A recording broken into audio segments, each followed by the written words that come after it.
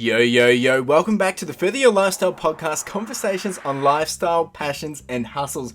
My name's Chris Furlong, I am your host, and today I am once again super thrilled to introduce you to our guest for this episode. And it's not just a guest, it is two guests. Once again, I have two motivated individuals here to chat about their pursuit to create a lifestyle of freedom. And that is Brad and Jaz, aka the 2AussieThrifters. I personally... I am overwhelmed with the support, the help, the love and encouragement that Brad and Jaz has been able to give me, just in some of my ventures with the reselling game and just in general with mindsets and, enabling me to push forward. And I want to say a big thank you to you both. But, if you are here and you've never heard anything about them, well, this is an awesome episode for you because in this episode, we discuss the journey of chasing the idea of financial freedom and how they go about executing this on a day-to-day basis, while at the same time managing a 9-to-5. We cover the elements of their current online business, which is reselling, as well as their systems, processes, and mindsets that all go into play in helping them move closer to their goal of that certain dollar number that they are trying to achieve before they begin their next journey. Now, I do want to say, at the time of this recording, the next journey had not been revealed yet, but I'm excited to share that if you want to know what that next journey is, stick around to the end and all will be revealed and you can go check it out for yourselves and hear all the amazing news and excitement that's happening over in their world. So, however you like to listen, whether it is on YouTube, we do have the video experience, you can see them for who they are, or we are on Spotify, we are on Apple Podcasts and all those great places. Get comfortable, get cozy, grab a cup of coffee, cup of tea, however it is you like to listen, and let's get into it. Hello, Brad and Jaz. It's so exciting to finally have you on the Further Your Lifestyle podcast. How you guys doing tonight? Amazing. We're so stoked to be here. Thank you so much for having us. We've been looking forward to it for a few weeks now, and we've finally been able to schedule the time. So ready to have a good chat. Yeah, let's get into it. I love it. And, I've been following you guys for ages, not just with the thrifting, but you guys are doing a lot of things. And I love your mindset and your approach of everything in life. And I mean, I don't want to sell you guys to the audience, so I'll let you guys introduce yourselves. But yeah, tell the audience who you are, what are you all about? And, how did you, I'm even curious for this one is like, how did you guys even meet and things like that? So yeah, let's hear it. Yeah, so a fair bit to unpack there. So I guess my name is Brad and this is... I am Jaz. Yeah, and together we are 2AussieThrifters. So we've kind of been reselling for 3.5, 4 years now to try and build a financial future for ourselves. And more recently, Jaz has gone full time. Yes, it is my job now. I sell things on the internet. And we met way back in high school. So there's actually a little bit of a juicy story there that we don't talk about too much. But we actually met through an ex-girlfriend of mine. So we weren't not that juicy. We weren't together at the time, but we did meet through an ex-girlfriend. So yeah, we've been together 15 years now. So sure. Yeah, around 15. Half our life.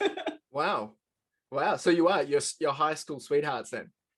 Yeah, absolutely. Yeah, we a couple of years of running around and cycling to each other's houses before we had cars. And well, we lived in a small town, so it was okay. Yeah. We lived in Alice Springs, where it was a lot easier to get around as a teenager, and we moved to Adelaide together. Yeah. Oh wow. Okay, I had no idea. There you go. So you're really that. I guess Alice Springs isn't necessarily country, but I guess because it is out in the outback, everyone would call it country. Remote.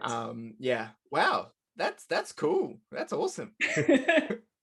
Yeah, it's a different place, Alice Springs, and we learn a lot there, but we're loving where we are now. So yeah. Well, there you go. So wow, 15 years together. That's awesome. And now you're doing not only life together, but you're working together, and you've built something which I think you guys are very proud of, and you should be very proud of. And a lot of people are always looking up to you for inspiration because you're doing amazing things. But you mentioned about the reselling, and you mentioned you've basically doing that as a kind of a way to build a lifestyle for basically financial independence. But where did that even kind of come from? Because there's a lot of, I used to do reselling before I was even doing reselling full time. I used to, just flip cards on the side or bit of this, bit of that, which I think that's how a lot of us start. But I know you guys have a bit of a interesting story with that. Yeah, so I'll paint a picture for the people listening. Those that are on YouTube might be able to see behind us that we've got a couple of Nintendo consoles behind us. So that's where it all started for us. I wanted to collect N64 and NES, which was my childhood, which I could never really get when I was younger because my family weren't overly rich when I was young. And I just started buying stuff in bulk, like bulk lots of games. And then I was like, I'm getting all these doubles. Like, surely I can like move them on and like try and fuel that collection by just selling off the doubles. And I ended up building quite a nice collection out of it. And then I was like, hang on, if we're doing this with games, like surely we can do this with other things. Because we always had like kind of an interest in going to like markets and like secondhand places and stuff like that. But we never really had that mindset of being able to flip stuff. It was just more from a collection base, like Jazzy collects typewriters and stuff. So yeah, and then one day I stumbled across a couple channels, Rally Roots, obviously over in the US, and locally Cody Orgill, who was doing a lot of reselling at the time. And we just kind of fell into the groove of let's give this a go. And it's grown exponentially from there, really. Brad definitely introduced it to me. I had no kind of interest at all, and I wish I had known earlier. So at the time he said, oh my gosh, you've got to watch these YouTube channels, look what these people are doing. And I thought he was a little bit crazy, but now we're both crazy together. Yeah, it's very interesting because what I'm curious to know is that you said it was for you know, obviously for collecting video games and whatnot. So was that actually the 3.5 years ago, or was that kind of like way before you, when you say started reselling? Yeah, I probably started collecting like maybe 4.5 years ago. And then it was kind of just like, I'm starting to get all these doubles. So what can I do with them? It was just that thing of like, what do I do? And then it was like, oh, let's try eBay.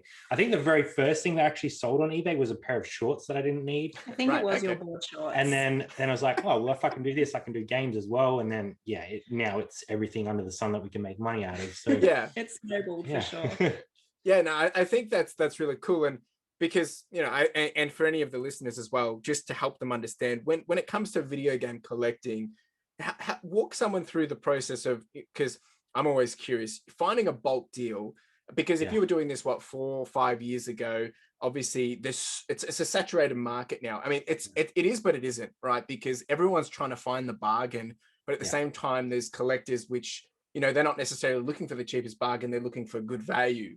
So, you know, were you predominantly doing this from like Facebook, or were you kind of just like, you know, putting your feelers out in newspaper ads, Gumtree ads, or what? I think Gumtree was bigger at the time. Gumtree definitely had more of a presence back then, and that's kind of where I was scouring, and I had safe searches set up, and same with Facebook. And you know, I'd come across one every month or so that was a good deal, and you had to be quick because there was so many people after it. But I got some amazing deals from Gumtree. Some that I didn't even realize what they were worth until I got there, because some of the photos weren't great. But yeah, it was just a matter of buying whatever I could buy, and then whatever I had doubles of, flipping and trying to keep building that collection. And it turned into a pretty fun collection for a while there. But I sort of scaled back a little bit once we got into the reselling, because I was like, this taking up a lot of space. And, you know, I've kind of got all the things that I really wanted that I like kind of never really had as a child, that like, you know, my friends had, or I went around to my friend's house to play like Mario Kart or whatever. So I kind of like got the key things that I really wanted. And then it was kind of like, all right, well, I've got what I want. I can move on to other things now. And I still pick up things here and there, but definitely not as hardcore as I was. You got the selling bug. I got the selling bug. That was the main thing that happened. Okay. And so from your perspective then, Jaz, so because obviously Brad was the one that kind of, was Brad the one that kind of clicked to like, I can make more money from this? Or when did you kind of think, actually, you can actually make more money from this? Or was it all Brad? At the start, all Brad. Okay. And it wasn't until I started consuming YouTube content, and of course A&E at the time was doing the storage lockers, and it started to get really popular, and we were watching kind of American pickers going around to barns and things. And I think that's when a light bulb really went off, was when Brad started researching and actually really looking into how do I use eBay specifically. And I thought, here we go. And then he started making sales. And then he started saying, did you know if you do it every day, it kind of triggers the algorithm and people make a living off of this. And I was like, I don't think so, bud. But the proof is in the pudding. He started listing one item every day and we started selling things. And that's when I went, okay, well, what else could we sell? Okay. So it really does then bring in that snowball effect. But I'm curious to know then is because prior to eBay then, and the collecting, were you doing any side hustles, kind of coming back to that whole idea around trying to build an income, additional income? Because, everyone's always trying to get that extra cash or whatever just on the side to help pay for mortgage or, get that next thing. So was there any side hustles before the eBaying or? I didn't at all. I worked several jobs at one time, but I didn't have the mindset. I didn't really realize that that's something I could easily do. I think I like the idea of making more money, but my brain just didn't have that pathway. Yeah, it was like, it's too hard. Yeah. I think back to school days, and I didn't really realize at the time that it was like a form of hustle, but we would like trade like Tazos, and you'd try and like, get up to that next best Tazo or that next best marble or whatever it was that you were trying to get at the time. And it wasn't really selling, but that trade game sort of like, embedded something in me. And also when I was younger, my mum used to take me to op shops quite a lot to help sort of, keep us clothed and shoot, because like we weren't hugely rich, as I said. So it was kind of like a way of living for us. And I didn't really even kind of remember too much of that until mum was sort of like talking to me the other week. She was like, do you remember like we used to go to the op shops when you were younger? And we used to make like, jam as well. Yeah. Wow. And we used to do the markets. My mum had a market stall, but I don't know, somehow that traumatized me. And instead of wanting to go out on a Sunday and make money, I was like, no, I want to stay home. I went the other way. So there's probably, little bits and pieces, which is kind of then bundled all together. And then, when you've kind of matured or gotten older and something's just clicked with the hobby of the video games, other things have just clicked. It's like, oh, actually there's money to be made here. Because, it's always, I know everyone will experience different, but as soon as you start to earn, and I'm curious if you remember at what point, what was the number or that kind of ticked you over to realize, hey, actually, because you said you were selling doubles. So like, if you're selling $20, $50, you must have then all of a sudden kind of clicked that, oh, actually, this is actually pretty decent money. Yeah. I can't really pinpoint it. Like, I think a lot of our journey, we really have to give credit to other people. So like us watching people like Rally Roots at the time really spurred us on to be like, well, if they can do it in America and they're doing it full time with an employee, like surely we can do something similar in Australia by flipping stuff online. Obviously being a couple there as well, it kind of like related to us a lot more. And then finding people like Cody Orgel who were sharing videos almost on the daily of what he was doing, kind of just really gave us the spark that was like, okay, well, there's someone in Australia that's doing it as well. So maybe this is something we can do. And then it just kind of, we're just buying more and more and selling more and more. And eventually it turned out that Jazzy's job ended up when COVID hit, and it was just the perfect time for her to go full time. And we never thought we would get there. We were always just curious from the beginning. How far can we push it? And we documented our first sale. We have a screenshot of our $20 60-day total, I think it was on eBay. And then we went, oh my God, we're up to $100. Oh my God, we're up to $1,000. And it's been that way the whole way through for the last few years of what next? How far can we take it? Yeah. And I think some people don't like to share numbers, and some people get a little bit put off by that. But I feel like because we've been sharing it from literally zero, like we kind of have to keep sharing it now, because it's like, we started here and we've just shown people along the way where we're at. And, we're not completely where we'd like to be in the future. And we never think that, our numbers are the best in the business, because there's so many other people out there doing amazing stuff. We just kind of put it out there and show people what can be done and what we're doing as a couple. Yeah, we're just running a race against ourselves. Absolutely. And we're really curious to see where we can take it. That's a good way to put it, because traditionally we're always chasing that 9 to 5 or the rat race and trying to keep up with the Joneses, I guess, as people would say, or, trying to have that next best thing. But I would agree with you. I always have found when you're competing against yourself, or in this case, maybe each other together, it's a different kind of challenge, and it's a healthier challenge, because you're not necessarily compared. You've got other people maybe influencing and encouraging and inspiring you, but to have your own goals and think, oh, maybe we could step it up a bit, or maybe we could do a bit more.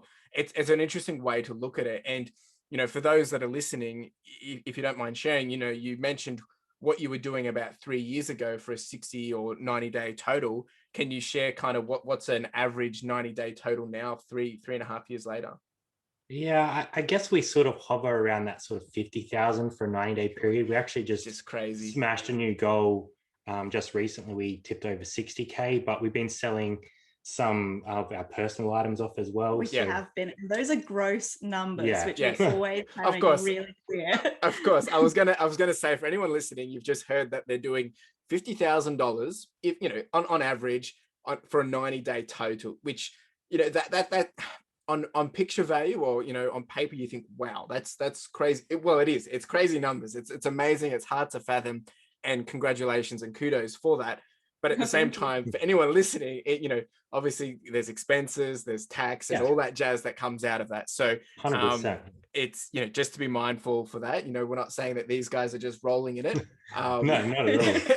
Not in their pocket. And it's a lot of hard work. Like, it's not 100%. A get rich quick scheme. It's not something you're just going to happen overnight. It's all, it's taken a long time for us to get where we are, and we're still not 100% where we'd like to be. So there's plenty of improvement left in our business, for sure. Well, that's really good, because we kind of just talked about that snowballing effect, and it's taken time and it's built up, and that's the number you're dealing with now. So what's kind of going into the next thing that I want to kind of chat on is, well, where do you want to be going? Because you've got this idea. I know we've chatted previously that you are trying to create a lifestyle, and we mentioned it at the start around financial independence and building that income stream to be able to live the lifestyle you want. So what are you really chasing? Is it a number? Is it the ability to be able to do whatever you want? Obviously, Brad, you're still working full time. Jaz, you're working full time, but for the business at home. So let's dive into that a bit. Where are you even trying to go? Is it a number, or what is it? We discuss this and reassess this all the time. And this year especially has been, I think, for a lot of people, a year to stop and reflect and ask, what is it that we really want? And for us, we like to use the term seller independence number, which just means how much would we need to support the lifestyle that we want, and kind of reverse engineering and finding out, okay, well, how much work do we need to do to get there? And then is it better to change our lifestyle to not need as much? Does that make sense? Yeah. No, I think you're right there. And I think we've kind of, we've always been reassessing where that number is. Like, our long-term goal is that we're able to work for ourselves, and we can work on our own time frame and our own hours. And of course, that's probably going to be more than a 9 to 5, because you're hustling all day long. But 100%. the thing is, you're hustling for yourself, and you're creating an income for yourself, which I think it's so underrated. Like, being able to actually do something and produce that money for yourself and not rely on anybody else to bring that in for you, it's hugely rewarding. And I think it's kind of like exponential. Like, even if you're not making quite as much money as you were at a full-time job, you get more enjoyment out of it because it's you that's creating it. And I think that's kind of been a little bit of our, not struggle, but a challenge for us, is like, one of us is full-time in the business, and one of us is full-time in a job as we build to our goals. So it's kind of always that balance of like, is it time for us both to go full-time? Do we have enough income to do that? Or do we keep just plodding along what we're doing because we have goals in the future that we want to hit? So it's kind of that interesting balance between a side hustle for me and a full-time job for Jazzy. So So then, but what even got you to the point? Because for me, hearing this, in this perspective, it almost sounds like one of the FIRE kind of things, financial independence, retire early, that whole thing. So was it something like that you read that kind of inspired you to create that financial independence? Or was it kind of just because, for a lot of people, it usually takes them to read something or to have maybe, quite a, big turning point in life for them to kind of realize life's more than this, I need to make a change? Or so was there something like that kind of pivoted, or was it kind of just the snowballing of eBaying that it kind of opened your eyes to the opportunity or potential? The interesting thing about there being an online community and a YouTube community, was actually seeing people living a different lifestyle from us, I think. And I don't know if you agree or want to add to that, but seeing people roll out of bed and start working from their homes and watching them on my screen while I was on the bus commuting to go to my job that was not satisfying me at all was like, I'm watching them do it. Yeah. I need to start doing it. I think there's like quite a lot of factors there as well. And one thing that Jazzy said in the past was when her grandfather passed away, like the fact that we had to ask for time off to go see him before he passed away, that kind of really struck us as something we didn't want to have to do. Like if we want to be able to just go and see family whenever we want, and our family lives all over Australia, so it isn't a quick drive down the road. We want to be able to do that, and we want to kind of be able to make our own schedule. And I think the biggest thing for me is I've never really understood what I wanted to do, and people have kind of pushed me in different directions. And school was kind of like, you're good at maths, you should do engineering, and I never really knew what I wanted to do. Right. And now that I've started this reselling online journey, like it's just opens my mind to so many different options. And whether reselling is that ultimate end goal or not, I'm not really sure, but it's just given me opportunities that I would never have had before. Absolutely. It's honestly changed the whole way that we think, the way that I think about money, the way that I think about what I can and can't do and what I want from life. It's like these barriers that I was just imagining have just dropped, and it's been slow. It's been throughout this process and learning and watching others that they've just slowly come down. And I've realized actually I was just making up all those barriers. If we want to change something in our life, we can. If we want to get something, all we have to do is work hard and put the steps in place and just get it. Just do it.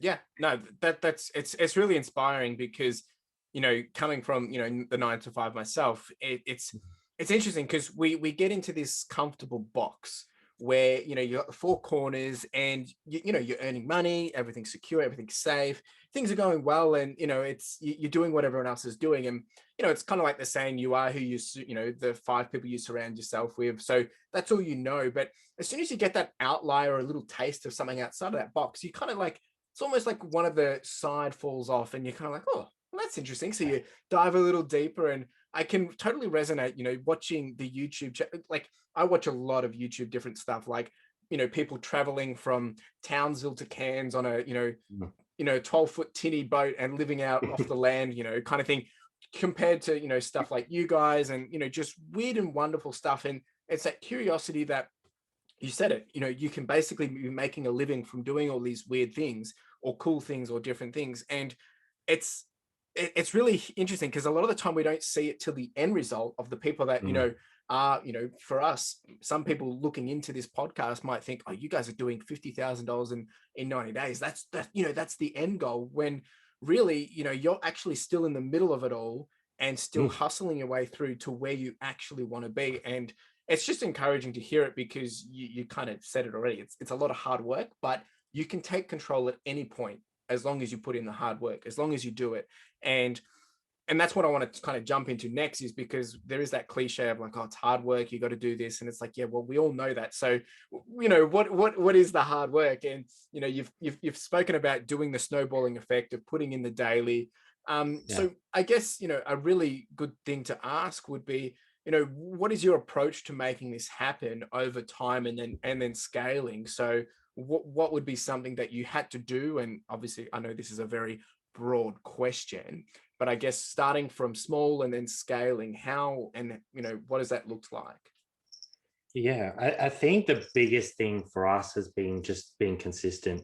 And that kind of stemmed from, we were chatting before we went live about setting some like realistic and attainable goals early on. And like when we first went into it, we were scatterbrained. We didn't have an approach. We just kind of threw stuff up whenever we felt like it. And if something sold, we're like, oh, cool. And then it was a matter of like actually putting something in front of us that we needed to do. So it started with just a basic whiteboard and a little number on it each day that we wanted to hit. And it started at just like one listing. And then the next week we bumped up to 2 listings a day. And it ended up getting to a point where we were doing like 10 listings every day. And this was after our 9 to 5 job, where we both had a 9 to 5 job. And it just became like normality. Like that was what we did. We came home, we did our 10 listings, we packed whatever we need to pack, and then we went back to work the next day.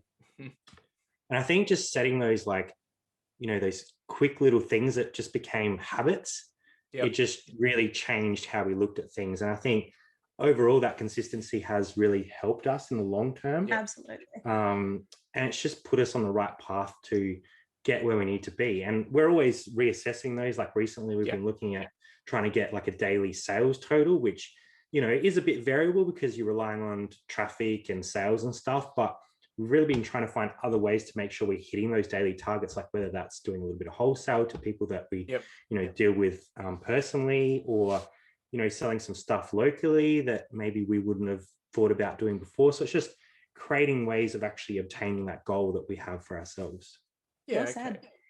Because what I'm really curious about, and because we all are influenced by something to get to where we are. So do you think it was from you guys watching, well, back then, you know, the early community, of whether it's Rally Roots or other people, and following what they were doing, or is it from your own work ethics? Because, you know, it's sometimes it's easier said than done to just say, oh yeah, just putting in that consistency, because you know, it's, you know, to just do that, you know, unless you're motivated, it's like when you're trying to lose weight, you know, unless you're motivated to lose weight, or someone's been bullying you and you feel insecure, you all of a sudden you snap and you want to start losing weight.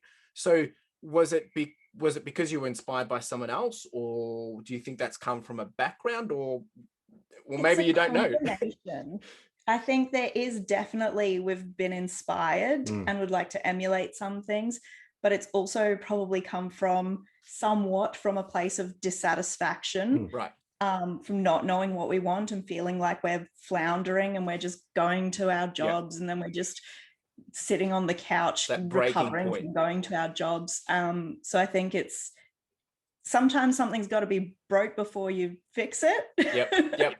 Yeah, so there has been an element of dissatisfaction. And I think just self-determination, like we wanted something better for ourselves. And absolutely, we were kind of like, well, if we don't do it, no one else is going to do it for us. So it was just a matter of like us putting it on paper, making it very visual in our face. And then it's like, okay, that's the expectation now. If we don't meet that expectation, then we only have ourselves to blame. And I think that's where, you know, sometimes procrastination gets on top of people. And I think we've really just tried to eliminate that from ourselves. Like if we don't do something, we take accountability for that. Like if we don't try and make an excuse for it, we just take that on board and say, we didn't succeed today. So we need to do better tomorrow. No, it's really, really inspiring, because as I said it earlier, that, you know, sometimes it does take that life-changing event, and it really is that, you know, it's you guys just hacking out the grind and you're just realizing, no, something's got to change. And what's beautiful is that I think what's cool is because you are doing it together, and you're a team, and you obviously, you know, you're together, and that makes a huge difference. But, you know, a lot of the time people make those changes as an individual as they're trying to find their journey. And I think that's what's really special about you guys, is because when one of you are going to feel flat, the other's probably going to be able to push the other. And, you know, that's a really healthy and really exciting relationship, because there's not many people that, you know, are doing life together, but then doing business together as well. And I know we're kind of jumping on a tangent here, but do you think that's given you guys that unfair advantage to enable you guys to probably put the throttle down a bit harder, knowing that you've got each other's backs, rather than, because if it was just you doing it, Brad, I mean, I know Jaz is doing a lot of it now, but, you know, from the, you know, day to day, but, you know, do you think that makes a huge difference, having you two on the same playing field rather than one completely out of the world? Because it's not like you're not doing anything, Brad. Obviously you're right into it, but what do you think about that? Yeah, I think there's definitely an element of like, you know, it's always better to have two minds than one, and you're going to push each other at different points in time. But right now, realistically, Jazzy's probably doing 85% of the business, because that's her full-time job. Like she's paid for that. And I'm only home like Saturday and Sunday, realistically, by the time I get home from work. So at the same time, like I don't feel like no one else could emulate this. Like Jazzy's doing a lot of the work in her own time. So I don't want to discourage people by saying, because there's two of us, we can do twice as much as anybody else, because it's probably not really accurate. I think it's the motivation though, because this is interesting that not taken this question differently, but it made me think differently, because I wouldn't have done this without Brad. Exactly. I simply exactly. wouldn't have. I can do it, and now I know I can do it, but I just wouldn't have. He pushed me to do it in a positive way, and I'm so glad that he did. And you absolutely can do it as an individual, but having the two of us is what really sparked it and was the catalyst for us to get this far, because Brad had the idea and we worked together and pushed each other to keep going when one of us was feeling flat. And now we realize, oh my gosh, we can take it however far we want. Yeah, especially in those early days when we both were working full-time jobs, like that. At that point in time, like it was all hands on deck, like hammer and tongs, get it done. And it slowly transitioned into me focusing more on the YouTube side, trying to get a lot of the deals is probably what I focus on, and a lot of the accounting and the the money side of it. And Jazzy really excels at photography and listings, so that's kind of the areas that she focused on, and packaging. So she's kind of running the day-to-day business, and I'm kind of running the behind the scenes and trying to keep everything flowing in that sense. So and moving forward. No, that's really cool. It's like the dream team, kind of working together. And I guess if I was to play it back, it's like, Jaz, you're working in the business, and Brad, you're working on the business, kind of stepped a bit out, doing a bit more planning behind the scenes, whereas Jaz, you're in the detail, nitty gritty. And now it's really encouraging to hear and see. Obviously I watch all your stuff, so it's what I really want to make sure the audience hears and takes away from this so much is that whether you are an individual, whether you've got a partner or not, we're all capable of doing things. And you guys have set that expectation very, very clear, because Brad, you were doing it before Jaz was doing it with you, and then you both kind of caught the bug for it. But it just goes to show that if you just have a reasoning, if you just put some will to it, anything's possible. And to think, I mean, you would never have imagined that, in 3 years' time, that you're hitting $50,000 in a 90-day cycle. Oh, no. Which, never ever. I can't even fathom that myself. And for anyone listening, I'm doing 10,000 in a 90-day. And to be honest, if you asked me 90 days ago, I would never even thought that was possible. But it just goes. Congratulations. 10K is huge. Like you're in your first year of reselling. Like you can't. We definitely weren't doing 10K in our first year. We lost our minds the day that we ticked over 10K. I remember it. It was absolutely massive milestone. But I think that at the same time, this is where you bring in so much additional value, which maybe I think you guys know it, because for anyone that's listening and don't know this, you guys obviously have your YouTube channel. You're coming up close to 5,000 subscribers. I'm pretty sure that's about right. And you've been documenting your journey. You've been sharing, as you've been growing. And I think that's what gives me the unfair advantage, because someone like me coming in to do it, I can kind of just go watch all your stuff, go watch all these other people's stuff, and kind of just get 2 years worth of information kind of bundled up in 2 months of binge watching, and then apply it in my own ways or whatever. But obviously that's all part of business, and it's going to be around forever. But it's I think that's what's also really special about you guys is you give so much. Like, you give back, you share, you help, you support, you encourage, and you've set the bar really high. But I think that's a whole different element to the game, which makes the big difference. Because when you think of any successful business, we're talking companies, big companies, they're always giving back. They're always out there to support the community. They're always out there to grow something.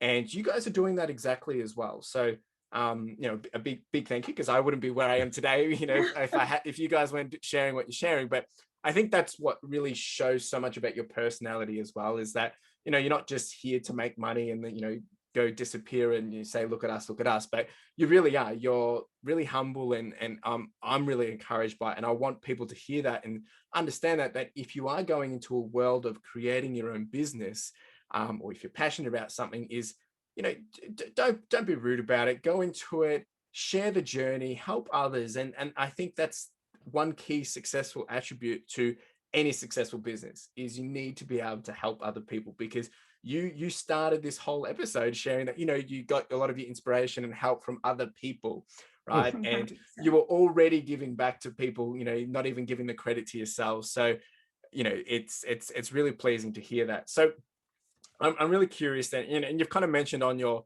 your systems and, you know, that you are doing that consistency. But maybe if you can kind of help people, for anyone that isn't really into the whole understanding of reselling, what does a day in the life look like? And I know, Jaz, this is probably more your element at this point, but, you know, when it does come to, you know, we talked about goal setting and getting things done on a daily basis. What does that kind of look like in a nutshell? Well, interestingly, back when we were both working full-time jobs, we were listing in a really compact amount of time. We were coming home and we were listing 10 items in like an hour because we had to. Yeah. And so you'd think that when all of your time is dedicated to it, that you could do exponentially more. But actually, as our business has grown, all the other things that I have to do along with it have grown as well. So I'm spending more time packaging and spending more time answering questions. Yeah. So when I get up in the morning, I'm already trying to catch up on yesterday, answering the questions that have come in yesterday, overnight, in the morning, picking orders that have come in overnight. I'm doing my packaging. Wow. And then I'm doing my printing, getting the parcels ready. Then hitting the post office early, which is just my preference. Everyone does it differently. Yeah. We just happen to have one business day handling. So we are going to the post office every day because I like to clear the slate. Yeah, that's true. And just for context, so on average, how many like customers or how many sales would you be dealing on a daily basis then? It really does fluctuate, but I think we're averaging like 11 or 12 at the moment. Yeah. We have averaged upwards of 15, and there's a long period of time, early days, where, you know, you'd be lucky to get 1 or 2 day sales a day. It just grows over time.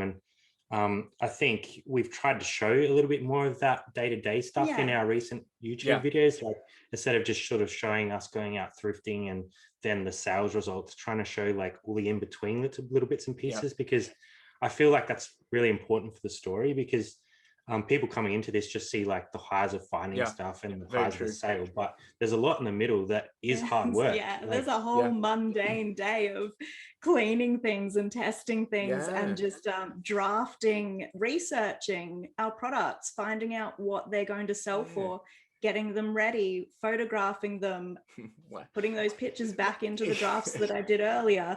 So by the time we've kind of gone through all that, time's ticking on, and thinking, Brad's almost coming home, and I've done usually 20 listings is what we're aiming for every day. It's really good perspective, because, and this is the hard work piece that I really want people to hear, because it's not just with reselling, it's with any business as you progress. Like you mentioned, you know, whether you're doing one sale a day, you know, cool. You get one sale, you package your item, you can take it to the post office. Cool. Maybe, you know, 30 minutes, hour top when you're starting off, right? Because you're just getting into the groove. But now you're timing that by 10, right? And, you know, obviously you're providing a bit more of a high quality service. So you're doing a bit more extra touch. You're doing the cleaning before even listing the item. And that starts to compound quite a lot. And once again, it comes back to that snowballing effect, but not in necessarily your favor, because you've put in the hard work to grow. Now the work is even harder to do because there's more of it to do. And I think, obviously that's, you know, victim of success, you know, it means that there's more things to be done, which obviously is only showing you that you're going in the right direction. But I think people need to understand this, that when it comes to creating passions and building a business, whatever the domain is, it's not like all of a sudden, you know, you set up a shop and overnight you're a millionaire, even though that's a lot of the things that we see in the world and on Instagram. But there's a lot of hardcore just effort, blood, sweat, and tears in between it. And I can only imagine, because so it was about 3 weeks ago, I had my biggest weekend of sales, and it was overwhelming because, you know, you think about, I can't wait till I'm doing, you know, 10, 20 packages a day. But when you've got it all and you realize you got to get all this to the post office, you got to pack it all. It's scary as heck, because I remember I had to walk into the post office 3 times from the car because I couldn't all fit into my normal crate. Now, this is all really good stuff, but afterwards I kind of like sat in the car and I just smiled. I'm like, well, one, with relief of like, oh, it's over. And then 2, it's kind of like, like this is crazy. And it's just really cool to hear it from you guys, because I mean, I'm biased because I understand what you guys are doing and understand it and can fathom it. But I want people to hear it, especially anyone that's young. Not saying that we're old, but, starting off 18, 20, 21, because if you can get your feet wet or hands wet at that early age into something that you're passionate about and get the ball rolling, 10 years later, you are going to be kicking butt. But I want people to understand that it isn't just all sunshine and rainbows. It's a lot of hard work. It is the grind. And, I think you guys said it really, really well, is that you were doing this with your 9 to 5 at the same time when you started. And, you mentioned that, during COVID, obviously situations change. Once again, that pivoting point where Jaz had enabled you to go full time, which is a really cool experience. I mean, a really cool thing to hear, because you guys probably wouldn't have been able to do that if you hadn't even started in the first place and have that option and opportunity. So you guys need to give yourself a big pat on the back, because it's such an inspiring story. And I'm not here to talk about reselling, but more that the ability of when we apply ourselves to something that we're capable of doing, that we're passionate about, or that just enables us to open that door to bigger and better things, it's possible. And you guys are really, really demonstrating that. It just so happens that reselling is the thing that we're doing and that we're talking about tonight. But honestly, it could have been anything. It just so happens that that's what inspired us and caught us at the time. But if you are young, like you said, if you're 18, 19, and there's something that interests you, if it's a side hustle, I just wish we had started earlier. If you're listening and you have something that you're passionate about, I strongly encourage you to start a side hustle, because you just never know what it will turn into. And I think we've all seen through COVID and with, the ups and downs of the job market, that it doesn't really matter how secure you think your job is, because at the end of the day, it could be gone tomorrow. Whereas if you build your own business, you're in control of your future. So even if it's just you, instead of, watching that one movie a night, you spend 2 hours like building something, and you start putting in those small steps to build your future, it'll pay off in spades in the long term. I think of all the leisure time that we wasted, but we weren't actually doing things that we enjoyed. We were just wasting time in front of the TV, watching things that weren't even really inspiring us. And I love TV, but we were spending our downtime doing things that wasn't giving back to us and wasn't feeding us. So if you find something that feeds you, absolutely give it your all. And saying that, like, we've kind of put ourselves in a position now where we're starting to find that little bit of extra time here and there. We're starting to like enjoy a little bit of outside, time with friends and family that we weren't getting before, because we were working so hard. Our balance wasn't that great. Okay? And I think that's why we've sort of focused on getting our ASP up. So we only need to list 20 to 30 items a day. We don't need to be listing 100, 120, because then you need to sell that amount and package that amount. So that's average sale price. Sorry. Reseller speak. But that's just what works for us. And there's people that list way more than us a day. And there's people that hustle harder than us. Absolutely. There's always someone doing more and better. But I think just for us, consistency has always been the key. It's so cool to hear. And you guys alluded to that, this not saying that this is a means to an end, but it could have been anything else and you would have done it. So you alluded to at the start that you're doing this to try and create a different lifestyle and create something bigger and better. So is there anything that you can share on the podcast around, well, what's next? Where are you trying to get? And what can anyone listening expect to maybe hear or see in the future? We are working towards a bit of a change in our lifestyle. It's definitely on the radar. We haven't really put too much information out at the moment, because we're kind of in the process of building towards that. But we definitely want to be doing some travel in the future. And there's going to be some stuff around that. There'll be some reselling stuff as well.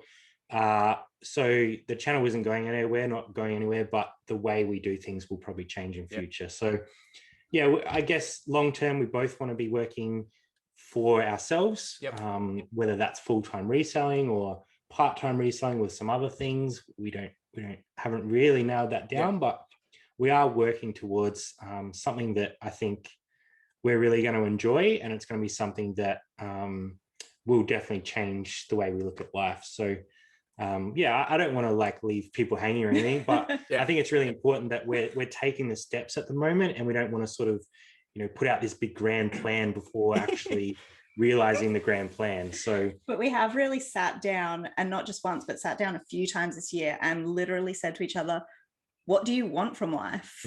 What do you want to be doing? Do you want to go hard and just resell as hard as we can for the next 5 years, or do you want something different? Should we change our lifestyle? And I think I just want to let people know to not be scared to pivot. And even if you've built something up as high as you think you can, it's okay to step back again if you need to.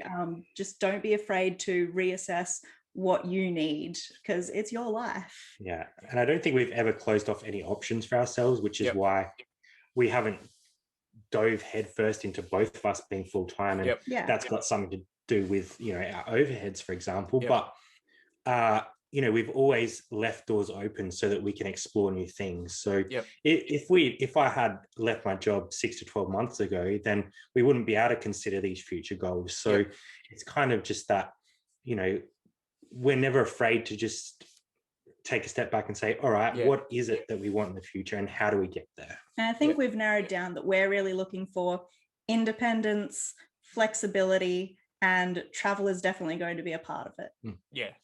That's super cool. And you've kind of, if I play it back to you guys, it's like you've been putting in the reps so long that that you're going to be able to put in the work and get it done. So now you're kind of just taking that next gear up, or putting the throttle down to step it up, to make sure that you can then get to the next thing that you want.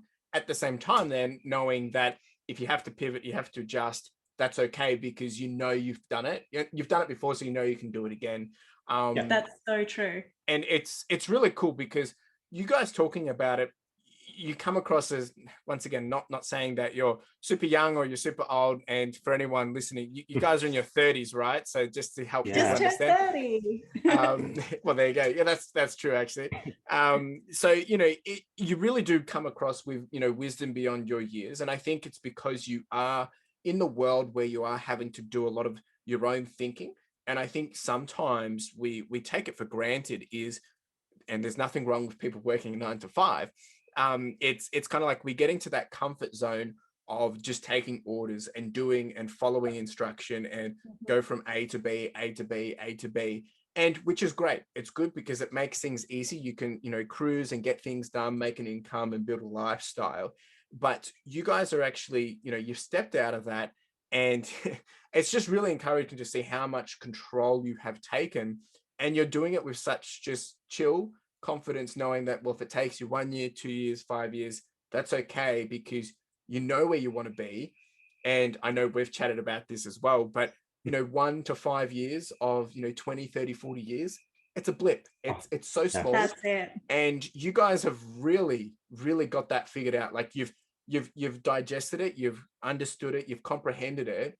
And I think I've realized that from hearing it from you, because I know you guys have got it, because you guys sitting down, having those conversations on a regular basis and pivoting, adjusting, that's some hardcore stuff, because there isn't a lot of people that do that, let alone for themselves. To just sit down, kind of have a deep dive of, where do I want to be in life? Like, that's a big question. But it's really important. And you said it really well, that, you encourage people to do it because it is your life. Like if you want to hack it out for 5 years, get comfortable, get a salary behind your back, and then reassess, see what your options are. People are scared to do that. And you guys are the living example of what the possibilities are. And I'm so totally excited to see what's coming next. And obviously, there's some things that I do know, but it's really encouraging to see it happening. And obviously you guys alluded, and you didn't share too much, which is great, because I want people to go over and follow you and see what you are doing. And then they can learn and see as it comes out, on the weekly, or as it comes out in the real time. So it's really inspiring. Now, I want to jump across to something that I like to call, rapid fire questions, and just a chance for the audience to get to know you and hear some different random stuff, less reselling and more about you guys, a bit more personal. So, and try and answer them short and sharp. But obviously, if you do want to dive in and add some more value, that's fine too. So I'm ready. I'm not ready. You can answer one of these each, of course, because some of them might be the same, but you might have your separate answers. So the first one is favorite podcast or book that you have read. I really struggle to read books, so I'm really into the podcast at the moment. I've really been enjoying what you've been bringing out with all the different people that you've been getting on. But you've actually put me onto a few, like Pat Flynn. I started listening to his stuff, like literally from the beginning, like probably a week ago. So I'm listening to stuff that's like 8-9 years old now. It's crazy, right? Still super relevant. I've been listening to a lot of Gary Vee and a lot of like pro blogger because I'm trying to learn some of those skills. But I'm just really interested in how those guys think. Yeah. And the more you listen to those sorts of people, the more confident you get in yourself, because you're like, hang on, like if you can do this, and I know that it's taken a long time to do that, you can kind of put those steps in place, because they're leaving the trails to success behind them, and you just need to follow. Yeah. And I've been listening to Reroot podcast, which is broadly about uprooting and changing your life. We're really good at rapid fire. Yeah. Sorry. No, that's good. No, that's really good answers. The next one is, what do you like to do in your spare time? And you can answer individually, because you might not always do everything the same. We've not been fantastic at making spare time. But we do like to go to a friend's house and eat ridiculous amounts of food. And I edit manuscripts. I went to university to do writing, so I still have writing friends who send me their work. So that's what I do. Yeah, I don't know. I like to watch a lot of YouTube when I can. So I'm usually watching it on the bus on the way to work, or on the way home, because I really feel like I learn a lot from there. And each time that we want to pivot into something else, I'm consuming more YouTube content to gather that knowledge. So I'd say that's probably the biggest thing that I do in my spare time. But it's not like we don't have a lot of it, because the way we're trying to move towards. But op shopping is a big part of our life, and we it's kind of hard because it is part of our job, but it's part of our business, but it's our thing that we like to go and do together. Like you would be doing it if you weren't reselling, you're trying to say. 100%. I think it would probably be, it would look different, slightly more enjoyable if we weren't trying to make an income off it, because it's like all business mindset, right? But we 100% love what we get to do. So it's not very often you can go look at cool stuff all day long to make a living, right? So we're pretty lucky in that sense. That's true. And I'm super curious, and not to put you on the spot, so when you say you watch YouTube, what would be your number one channel that you go to that isn't reselling related? Jazzy just recommended, so the Reroot, which is Eamon and Beck. So they are a couple in Canada, and I'm really loving their content, because they are van lifers originally. So they traveled a lot of America in their van, self-built. And they're just really charismatic. They present a really good story. They're really good at editing. They've had their own business. So we can kind of relate to like the business side of it. And I guess they've kind of inspired us to try and get better at our YouTube as well. Oh, 100%. And presenting that story rather than just kind of like piecing things together that don't really have a storyline. So we're really enjoying them at the moment. Do check out Eamon and Beck. They're fantastic. They're a massive channel, by the way. They're huge. Like they do not need us to recommend them. I'm sure people will go check it out after hearing everything from you guys. All right, the next one then, and this one's deep. If you knew what you knew now as a late teen, what would you tell yourselves? Firstly, you can do it. The barriers you're imagining are not real, and start now. I think the biggest one is start now. I guess at school you don't really get taught that you can work for yourself, so just knowing that you can is a huge deal. That's I mean, I'm very passionate about that topic of, if I could go back and tell people just start now, and what you could do is it's really, really good advice. People listening, you need to listen to these guys. They're as I said, wisdom beyond their years.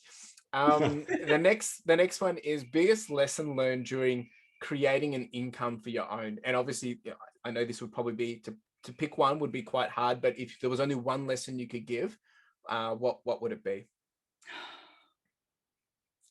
That is so difficult to answer, only because we've learned so much. I think it's just a matter of, if you put your mind to something and you put in the steps to get there, then you can do it. Like, if you make a plan that's realistic, you will achieve what you want to achieve. I guess it's like hindsight, right? Like, it's like when you reflect on the 50,000, it's kind of like you wouldn't have imagined it, but now that you've done the 50,000, well, okay, well, we've put in all the steps, so we just got to keep putting in the steps in to get to the 100,000, or so forth, or whatever. Yeah, that would be crazy. And I guess we've learned to listen to everybody and learn from everybody, but then only use what works for us.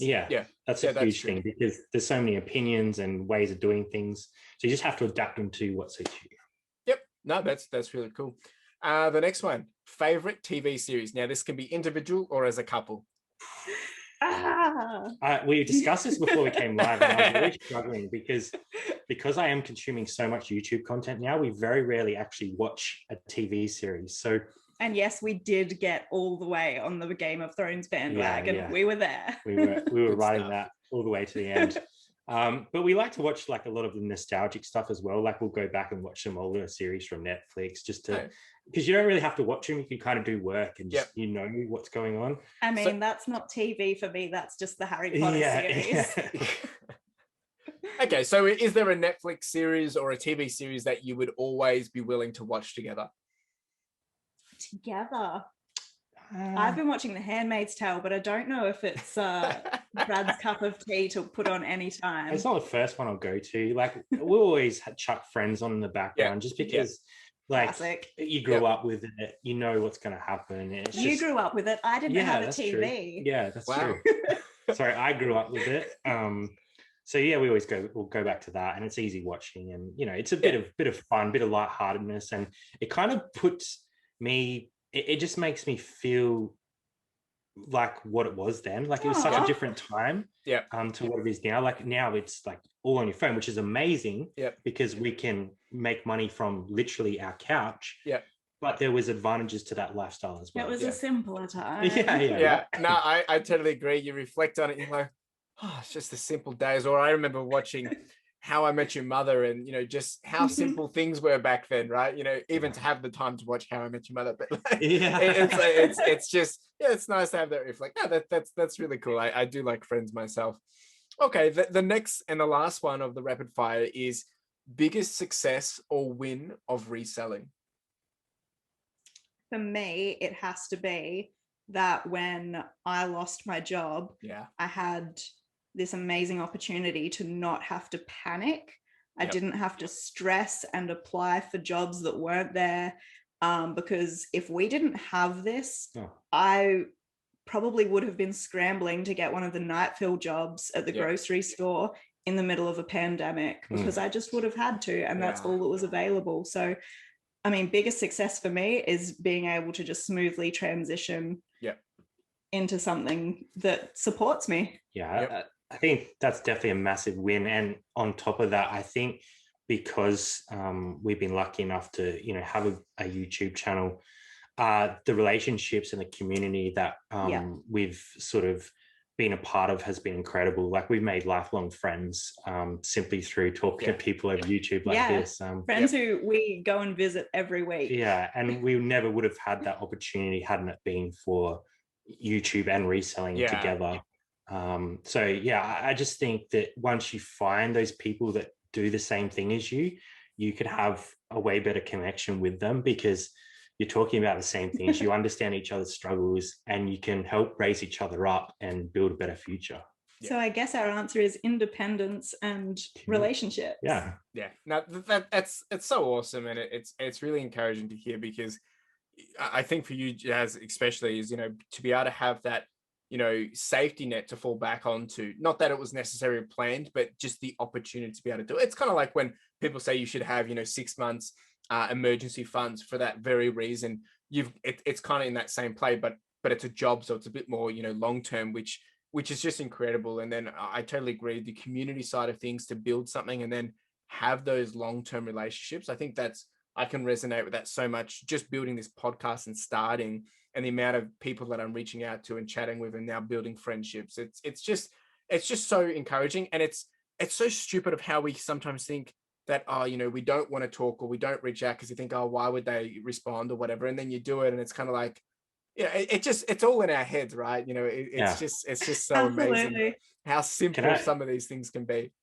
Yeah, I just want to give you props as well for the way that you've sort of come into the community and just brought like a bit of a shining light and just like connected with a lot of people on a different level. It's that attitude, man. Yeah, I think you. You know, you can definitely read people once you sort of get into it, and I think just your positivity has connected with a lot of people already. So it's only going to continue to grow. Thank you so much.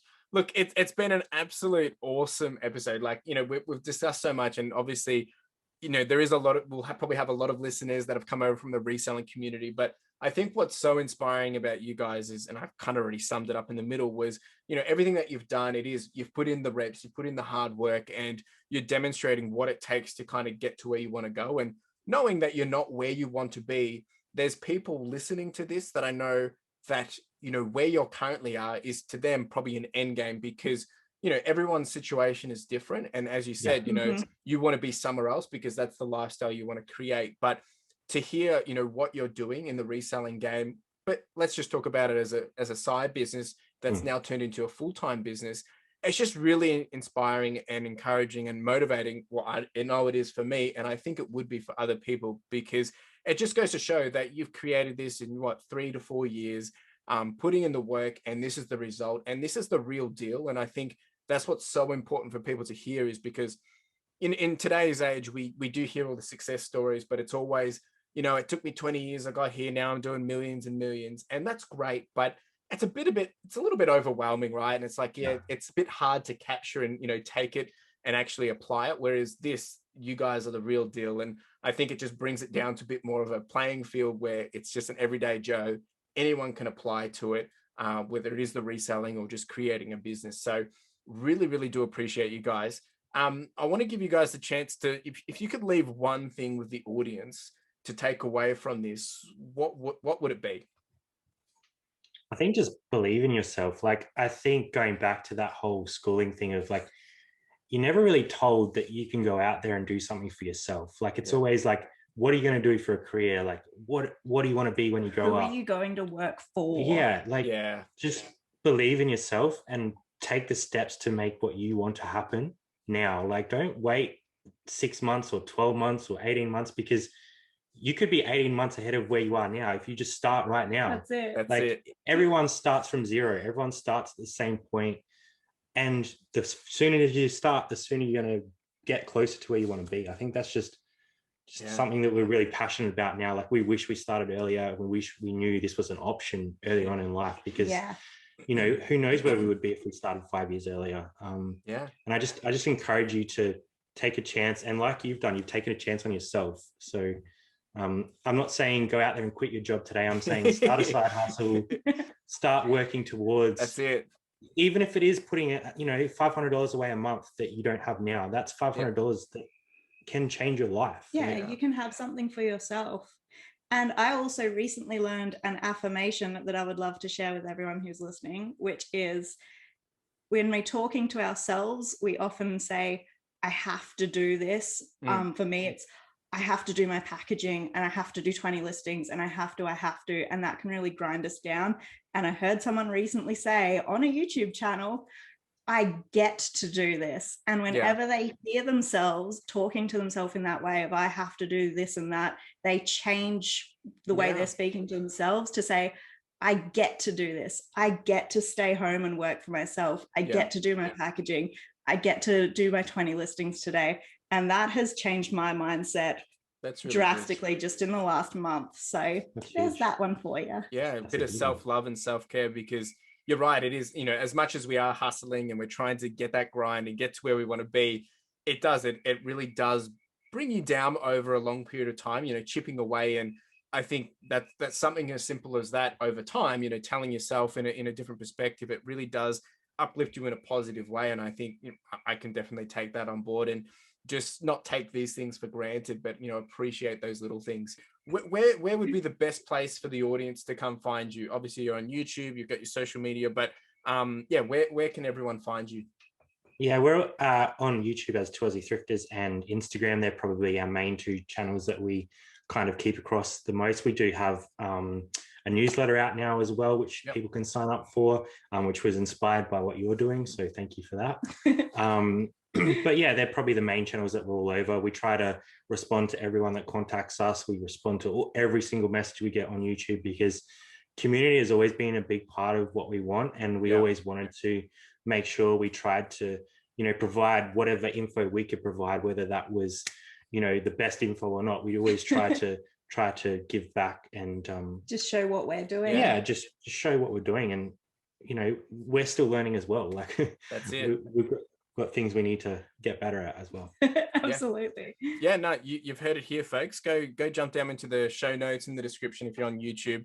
All of the links and whatnot will be there for the 2AussieThrifters, for Jaz and Brad. Go check out their stuff, because I can say firsthand it's really, really good. It's where I've learned a lot of my stuff. And if you want to stay up to date of what's coming and where they're going and what they're going to be doing, make sure you go tune in, because whether it's on the YouTube, Instagram, or their newsletter, because that's where you're going to hear it first and see it first. Well, folks, it's been an absolute awesome honor to have you guys here, and it's been a fun conversation, bit of banter, and I've learned a few new things, and I'm always inspired by you guys, and I'm even more inspired once again, because it's really good to be able to relate and have these conversations with obviously like-minded people, but people at the same age, but people that are just gunning it and are going to go high and far. So thanks so much for sharing all your knowledge and wisdom, and appreciate you being here. I just wanted to thank you for giving us the opportunity to be here. It's amazing to connect with new people, and thanks for your listeners for putting up with us for an hour as well. Yeah, thanks for having us, and thank you for inspiring us, because you do. Yeah. Oh, well, thanks very much. Well, thanks for being here, and we'll see you next time. Cheers. Catch you guys. Good night. Well, there you go, folks. What an awesome episode. And the thing I love so much about Brad and Jaz is their mindset, their understanding, their hustle, and their grind. It is really motivating, encouraging, inspiring, and it's just contagious as well. And I love it that they've just taken things into their own control and just making it happen. And they've got a wonderful story. I think the key takeaway for me has been that snowball effect. And I love that so much, as you start moving things along, as you start progressing, things just start to move quicker. You gain that momentum, and you're able to actually then double down in different areas. So it's been great to hear how they are furthering their lifestyle.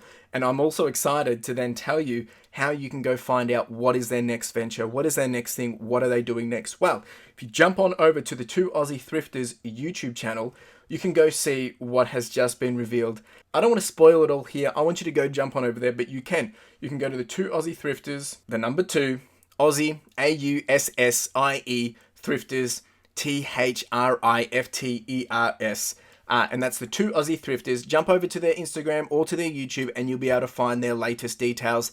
It only actually was revealed just 2 days ago at the time of this episode dropping. So go on, jump over there. Of course, if you are on the YouTube, if you are on the show notes, you can jump down, and I have got a link in the description, and you can go see that. Otherwise, if you are driving or something like that, jump on over later, go check out their stuff. And it's just really, really, really encouraging, inspiring, and exciting to be able to be part of this journey and follow along and see what they're going to be doing next. But I'm just so proud of them for taking that next step and making it happen as well. So it's been an absolute pleasure to have them on this episode. I really do love both of them. They're such great friends, and they've helped me with so many things. So yeah, go check them out. You will not regret it. It's been an absolute honor to be able to bridge this conversation between you and them, and I hope you've taken some value. So make sure you do jump over to their socials regardless, and go check out what they're doing, because they've got mindsets, they've got information that's going to enable you to grow in all parts of your life, not just whether it's for reselling or whatnot. So go over there, go say hi, go see what they're all about, and really do appreciate you listening to this episode. Now, if you didn't know, we do have the podcast merch, and this is with a key focus of enamel pins. Now, if you haven't checked these out, make sure you do, because the intent of these are really just to be a small token and a reminder for you to charge on, to push on, and to further your lifestyle. Whether it is a gift for someone else to encourage them, or maybe to inspire them, or maybe it's a way to motivate yourself, or you can simply just make a purchase to simply support the podcast, which would be greatly appreciated. We do also have some sweaters and some long tees, so make sure you check it out. Link in the description and in the show notes. Really do appreciate it. Cheers.